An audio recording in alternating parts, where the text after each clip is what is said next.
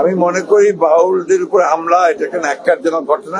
তো আপনারা অনেকেই জেনেছেন যে মির্জা ফখরুল যে নাকি বাউল সরকারের সাপোর্ট করতো আল্লাহর বিরুদ্ধে গিয়ে, সে আর জনগণের কি সাপোর্ট করবে আর জাতির কি উন্নয়ন করবে সেটা একবার ভেবে দেখলেই হয়তো আপনারা বুঝতে পারবেন।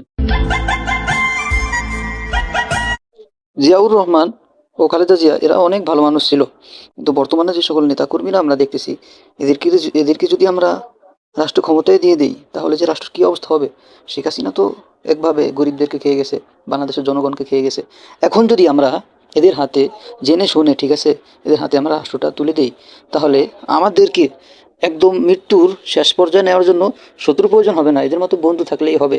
যারা নাকি ক্ষমতা আসার আগে চাঁদাবাজি শুরু করে দিয়েছে, আল্লাহর বিরুদ্ধে যে সকল লোক কথা বলে তাদের সাপোর্ট করতেছে, এদেরকে যদি আমরা রাষ্ট্র ক্ষমতায় দেই তাহলে আমাদের শেষ করার জন্য কোনো শত্রুর প্রয়োজন হবে না। বাহির থেকে, ভারত থেকে অন্য কোনো শত্রু বাহিনীকে আনতে হবে না। আমাদেরকে ধ্বংস করার জন্য তারা নিজেরাই যথেষ্ট।